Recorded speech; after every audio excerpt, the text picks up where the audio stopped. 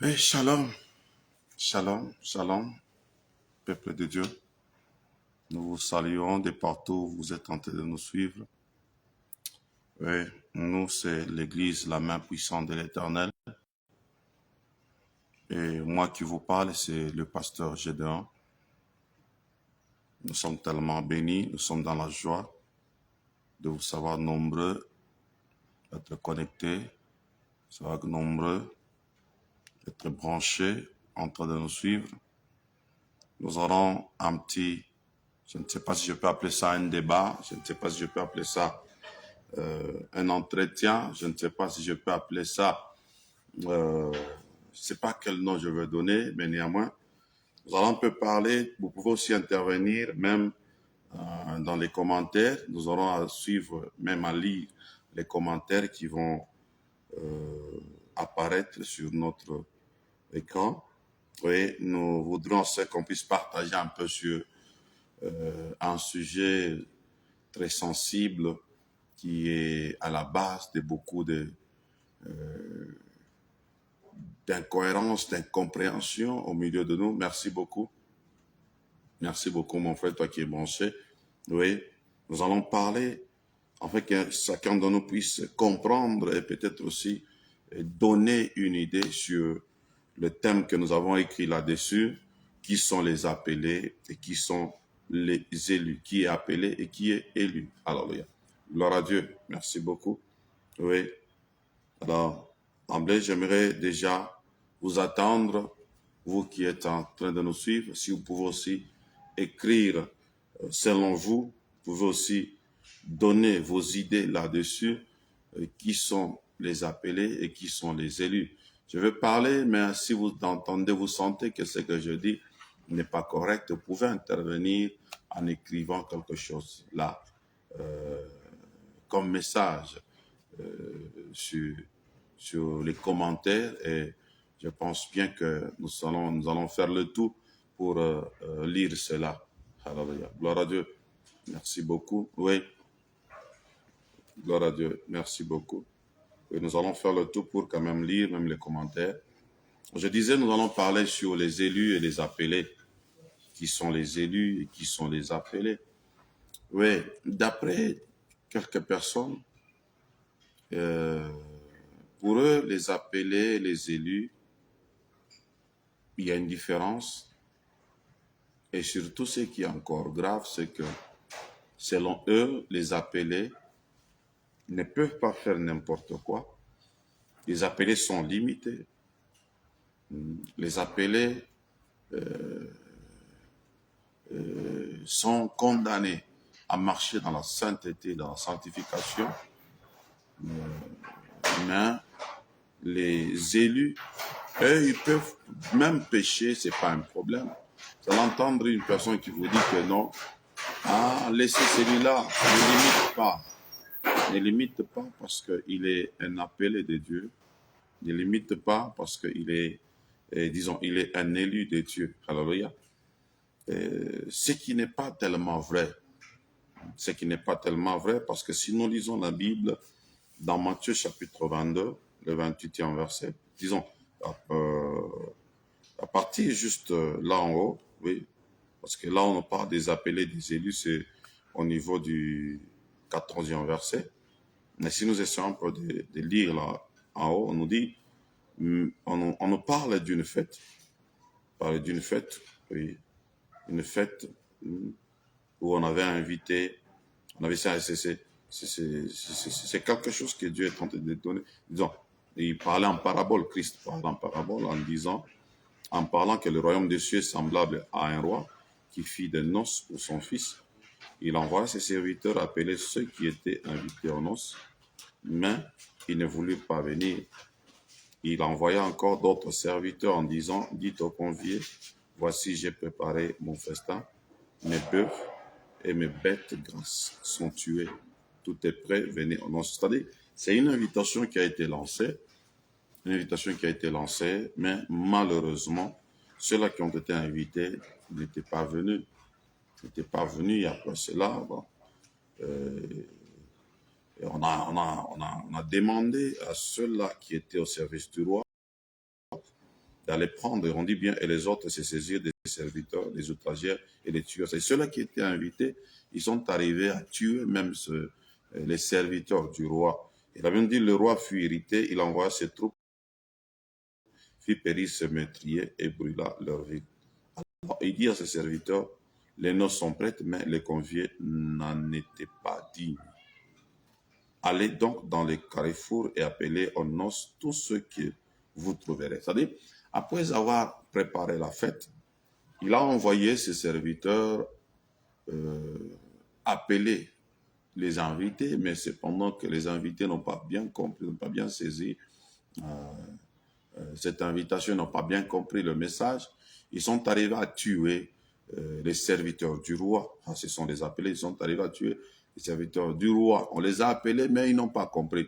Alors là, j'aimerais aussi ouvrir une parenthèse pour dire, oui, Dieu a besoin de tout le monde, Dieu appelle tout le monde, mais vous allez vous rendre compte que souvent, il y a de ces gens-là qui ne connaissent pas, qui ne reconnaissent pas, qui ne comprennent pas la volonté de Dieu, qui ne comprennent pas le message de Dieu. Et c'est pour cela que nous avons des païens, nous avons des gens qui ne vont pas à l'église, nous avons des gens qui ne viennent pas à l'église, nous avons des gens qui ne prient pas. Mais ils ont l'appel de Dieu. Alléluia. Gloire à Dieu. Il vous est jamais arrivé d'entendre qu'on parle d'un monsieur qui est païen, mais sur qui on voit l'appel de Dieu. Oui, l'appel de Dieu est sur tout le monde. Dieu veut bien que toute la terre puisse le servir. Il appelle tout le monde. C'est pour cela qu'il est encore patient. Il ne veut pas rentrer. Pourquoi? Parce que il a besoin que tout être humain, tout celui qui est comme créature sur cette terre, puisse croire en son message, puisse l'accepter. C'est pour cela même qu'il a envoyé son fils. Alléluia. Et là, j'aimerais dire aussi quelque part, bien aimé, je ne suis pas tellement pour ceux-là qui parlent de la prédestination.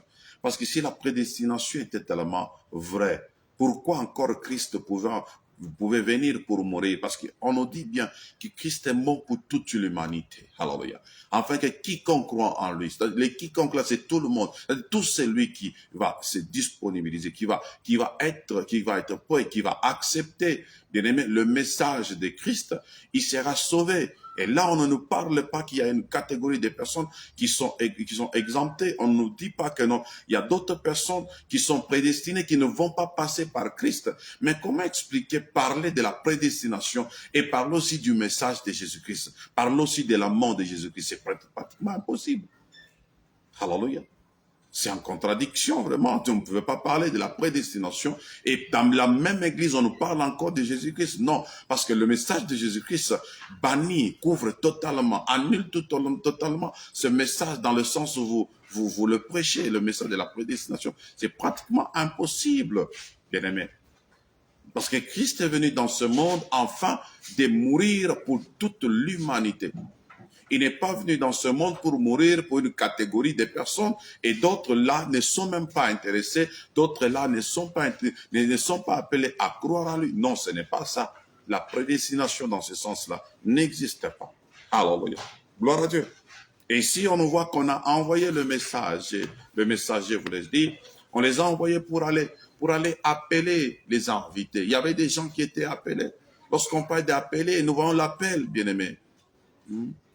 Par moments, les vocabulaires essaient un peu de nous compliquer, jusqu'à tel point qu'on ne sait même pas comprendre qu'est-ce qu'on est en train de dire. On pense qu'on parle de quelque chose de mystérieux. Non, ce n'est pas ça. Un appelé, c'est celui qu'on a appelé. C'est celui sur qui il y a l'appel de Dieu. Il peut être déjà au service, tout comme il ne peut pas déjà être au service. Il a l'appel de Dieu. Alléluia. Il a l'appel de Dieu, il a été appelé. Bien-aimé dans le Seigneur. Et on nous dit ceci. On nous dit ceci. Là, c'est au 11e verset.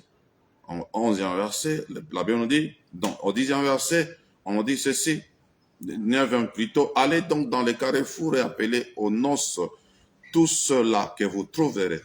Ces serviteurs allèrent dans les chemins, rassemblèrent tous ceux qu'ils trouvèrent méchants et bons. Je vous ai dit ici, l'appel de Dieu peut être trouvé sur un méchant. L'appel de Dieu peut être trouvé sur celui qui est féticheur aujourd'hui. L'appel de Dieu peut être trouvé sur celui qui est païen aujourd'hui. On peut facilement trouver l'appel de Dieu. L'appel de Dieu n'est pas seulement sur ceux-là qui sont en Jésus-Christ, bien ceux-là qui sont dans l'église. Non, ce n'est pas ça. Alléluia. Arrêtons un peu de trouver les autres comme si ils ne voient rien. Non, eux aussi, sur eux aussi, nous pouvons trouver l'appel de Dieu. Alléluia. Gloire à Dieu. Et si nous voyons, on nous dit quoi? Le roi envoya les serviteurs. Et il leur dit ceci. Allez même dans des carrefours. Alléluia. Partout, il y a des passants. Amen. Partout, il y a des passants. Allez partout là-bas. Vous trouverez les bons et les méchants. On nous dit bien les méchants et les bons. Alléluia. Lorsqu'il y a des gens qui ne veulent pas accepter le message de Jésus-Christ, lorsqu'il y a des gens qui ne veulent pas croire en ce message, mais sachez bien que non, c'est possible malgré leur refus qui est sur eux l'appel de Dieu. Alléluia. Parce que Dieu a besoin de tout le monde. Dieu a besoin même de toi qui me suis mais qui n'accepte pas le Seigneur Jésus comme Seigneur et Sauveur. Dieu a besoin de tout le monde, même de toi qui crois que non, même si tu ne l'acceptes pas, tu ne vas rien perdre. Dieu a besoin de tout le monde, même un féticheur, Dieu a besoin de lui, même un rosicrucien, Dieu a besoin de lui, même je ne sais pas, un homme mystique, Dieu a besoin de lui. Alléluia. Et c'est pour cela, je vous ai dit, c'est pour cela il a envoyé son Fils unique. Le Fils unique Jésus-Christ, il est venu dans ce monde afin de mourir pour toute l'humanité. Quand on parle de l'humanité, nous voyons les Américains. Quand on parle de l'humanité, nous voyons les Européens. Quand on parle de l'humanité, nous voyons les Asiatiques. Quand on parle de l'humanité, nous voyons les Africains. Alléluia. Gloire à Dieu. Bons ou méchants, ils peuvent avoir sur eux l'appel de Dieu. Alléluia. Gloire à Dieu. Et on nous dit ceci. On nous dit ceci. Et la salle des noces fut pleine de convives. Alléluia. Et la salle des noces, la salle des fêtes, fut remplie de toutes sortes de personnes. Bien-aimé, laisse-moi te dire, dans une église, tu ne trouveras jamais seulement de ça. L'église n'est pas un endroit où nous sommes appelés à trouver seulement ceux-là qui craignent Dieu. L'église n'est pas un endroit où nous sommes appelés à trouver seulement ceux-là qui s'habillent bien. Non, détrompez-vous, bien-aimé. Il est possible de trouver dans une église une personne qui s'habille mal. C'est possible. Et d'ailleurs, Dieu dit quoi? Venez, vous tous qui êtes chargés, fatigués. Je vous donnerai du repos. Venez tel que vous êtes là. Alléluia. On nous dit bien que non. Allez, vous trouverez les bons et les méchants. Alléluia. C'est-à-dire, l'appel de Dieu peut être trouvé sur le méchant. Je me répète encore, l'appel de Dieu peut être trouvé sur un rosicrucien. L'appel de Dieu peut être trouvé sur un féticheur. L'appel de Dieu peut être trouvé sur n'importe qui. Alléluia. Gloire à Dieu. Et on nous dit que la salle fut pleine. Oui. L'église peut être pleine, mais ne pense pas y trouver seulement les bons. Tu y trouveras aussi les méchants. C'est pour cela, attendons-nous à trouver un sorcier dans l'église. Attendons-nous à trouver, bien aimé, je ne sais pas, un impudique dans l'église. Je me demande, comment est-ce que vous faites pour seulement prêcher, mais pas prêcher, pas enseigner, dans le sens d'aider quelqu'un qui est méchant, qui est mauvais, à laisser, à abandonner ce chemin-là. Mais vous prêchez comme si vous faites des menaces à ceux-là qui semblent être le méchant dans l'église. Je ne sais pas c'est quel genre d'émission, que vous avez reçu. Alléluia. Il est possible de trouver un méchant dans l'église. Il est possible de trouver un féticheur dans l'église.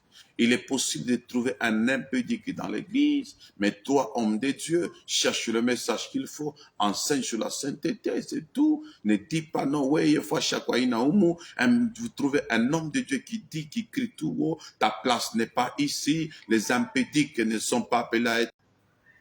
Alléluia. Gloire à Dieu. On a eu un petit problème de connexion. Alors, je disais, c'est quel message que vous avez lorsque vous dites que ta place n'est pas ici à un impudique? Lorsque vous dites que ta place n'est pas ici, toi voleur. Non. La Bible dit que dans la salle de noces fut pleine. Cette salle de noces, peut être l'image aussi de l'Église. L'Église peut être pleine, mais c'est possible que nous puissions y trouver des voleurs. C'est possible que nous puissions y trouver des menteurs. C'est possible que nous puissions y trouver des païens. Mais c'est à nous, chers serviteurs de Dieu, de chercher quel message à donner. Quel message nous devons prêcher à ces impudiques-là? Quel message nous devons prêcher à ces gens-là jusque-là qui n'ont pas encore compris que le Seigneur est là pour eux? Alléluia. Gloire à Dieu. Et après cela, on nous dit ceci. Le roi entra pour voir ceux qui étaient à table. Il aperçut là un homme qui n'avait pas revêtu un habit de noces. Il lui dit, mon ami, comment es-tu entré ici sans avoir un habit de noces? Cet homme eut la bouche fermée. Alors le roi dit au serviteur, liez-lui les pieds et les mains, et jetez-les dans les ténèbres du dehors. Et il y aura des pleurs et des grincements des dents. Alléluia. Gloire à Dieu. Car il y a beaucoup d'appelés, mais peu d'élus. Alléluia. Il y a beaucoup d'appelés, mais peu d'élus. Avant que Christ ne déclare qu'il y a beaucoup d'appelés, peu d'élus, juste les quelques versets avant, on nous parle d'un homme qui a été trouvé dans la salle des noces. Elle est entrée, cette personne-là. Alléluia. Cette personne est entrée dans la salle des noces. Mais quand le roi est arrivé, il a trouvé que cet homme-là n'avait pas l'habit de noces. Ce que nous devons enseigner, nous, dans l'église, c'est de faire voir aux gens, de faire le tout pour avoir l'habit de noces dans le temple. Quelqu'un peut entrer, bien-aimé, avant que le roi ne revienne, avant que le roi ne puisse rentrer, avant que le roi ne puisse entrer. Nous devons les enseigner à avoir l'habit de noces. Alors, gloire à Dieu. C'est cet habit de noces qui est comme une marque, qui est comme un signe, qui prouve que réellement, celui-ci a compris, celui-ci est éligible, celui-ci peut être élu. Alléluia. Gloire à Dieu. C'est à ce stade-là qu'on peut maintenant parler d'un élu, bien-aimé. Lorsqu'on parle de l'élu, nous avons l'élection. Lorsqu'on parle de l'élection, nous avons des critères. Alléluia. C'est comme par exemple, lorsque dans un pays, il y a les élections, comme ça c'est pareil dans un pays africain, dans tout pays africain, comme aussi chez nous ici au Congo, lorsqu'il y a l'élection. Tous ne seront pas élus. Il y a ceux-là qui seront rejetés parce qu'ils n'ont pas un tel nombre de personnes qui devaient voter, l'électorat, si je peux appeler ça ainsi. Mais pour Jésus-Christ, dans ce contexte, il nous parle de l'habit de noces. Nous devons avoir cet habit de noces. C'est ce que nous devons enseigner à l'Église. Que nos fidèles, que ceux-là qui sont venus, bons ou méchants, surtout les méchants, qu'ils fassent le tout pour avoir l'habit de noces. Alors, que nous pouvons typifier par un bon comportement. D'une manière prophétique, les habits, c'est l'image d'un bon comportement. Quand on parle de laver les habits, on parle de changer le comportement, de nous purifier, d'être saints. Alors, gloire à Dieu. Alors, un élu, c'est celui qui a répondu, qui a répondu favorablement aux exigences, qui a été élu. Alléluia. Dieu peut nous appeler, il peut dire que celui-ci sera un élu, mais cela ne signifie pas que non, il peut nous appeler et c'est à nous de chercher quelque chose que nous pouvons faire pour être des élus. Moi, je m'insurge en faux quand les gens veulent nous dire qu'il y a ceux-là qui sont nés tout en étant élus. Non, c'est faux et archi faux. Nous devons bien voir les choses. On nous parle ici, après avoir donné cette parabole, on nous fait voir qu'il y a une personne qui a été trouvée dans la salle sans pour autant avoir l'habit de noces. Et c'est après qu'on nous parle qu'il y a beaucoup d'appelés, mais peu d'élus. Alléluia. Gloire à Dieu. Mais pourquoi vous voulez compliquer les choses? Vous allez trouver quelqu'un qui fait tout sauf rien, Et on vous dit que non, ne limitez pas ça à un élu de Dieu. C'est-à-dire Dieu au ciel, là, il a donné l'autorisation à d'autres personnes de pécher, de voler, de faire tout sauf rien, parce qu'ils sont appelés, eux, à passer directement au ciel. Ils ne passeront pas au jugement. Vous trouvez ça normal? Ou bien c'est juste une manière de s'enorgueillir, une manière de se donner un peu du poids? La manière dont on présente ces élus-là, c'est comme si eux ne passeront jamais au jugement. Ils sont exemptés totalement. Mais c'est faux. Marchons dans la sainteté, craignons Dieu. Faisons sa volonté, afin qu'un jour, nous soyons appelés, nous soyons comptés parmi les élus. Et là, je peux exagérer pour dire, nous pouvons être un élu par rapport à un service. Par exemple, dans l'église, il y a beaucoup de gens dans la salle. Mais lorsqu'on veut établir les diacres, c'est une sélection et c'est une élection. Ceux-là qui sont devenus diacres, on peut les appeler les élus par rapport à ce service-là. Ils ont été élus. Alors, gloire à Dieu. Et si on les a élus, c'est par rapport à un critère. On a essayé de voir des choses que les autres n'ont pas, mais qu'eux ont. Et c'est pour cela qu'on les a choisis comme étant des diacres. On les a choisis comme étant les anciens. On les a choisis. On l'a choisi comme étant président de maman, président de papa. Il y a l'élection, c'est aussi un élu par rapport à un service. Mais dire qu'il y a des gens qui sont élus dès la fondation de la terre, dès la fondation du monde, et nous parlons encore de l'arrivée de Jésus-Christ qui vient pour mourir pour toute l'humanité en disant quiconque croira en son message sera sauvé. On ne dit pas ceux-là qui sont appelés, ils doivent croire. On dit quiconque, tout le monde. Mais on pouvait dire que non, il y a des gens, il y a une catégorie de personnes qui ne sont pas appelées à passer par Christ. Et il y a une autre catégorie de personnes qui sont appelées à passer par Christ. Et là, ce sont ceux-là qui sont appelés à passer par Christ. Ce sont les appelés. Et ceux-là qui sont appelés à passer on n'est pas passé par Christ, sont des élus. Vous ne pensez pas que non, c'est un message qui ne tient pas debout. Bien-aimés, arrêtons de chercher à justifier nos péchés par cette appellation élu. Arrêtons de justifier notre mauvaise façon de vivre par cette appellation élu. Dieu nous aime. Dieu nous aime. Et il veut bien que nous tous nous puissions être des élus. Pour dire, il veut bien que nous puissions atteindre tous cette dimension-là. Il nous appelle tous. Il a besoin de tout le monde. Même ceux-là qui sont païens aujourd'hui. Il les aime bien. Et il a besoin de vous. Merci beaucoup, bien-aimés. Je crois, si tu auras des réactions à faire, tu peux toutefois les faire en commentaire. Et on aura encore le temps de revenir là-dessus, peut-être avec un invité, pour qu'on puisse encore en parler en profondeur, un élu. Merci beaucoup. Que mon Dieu vous assiste. Que mon Dieu vous bénisse. Bonne journée. Bon après-midi. Merci. Ciao.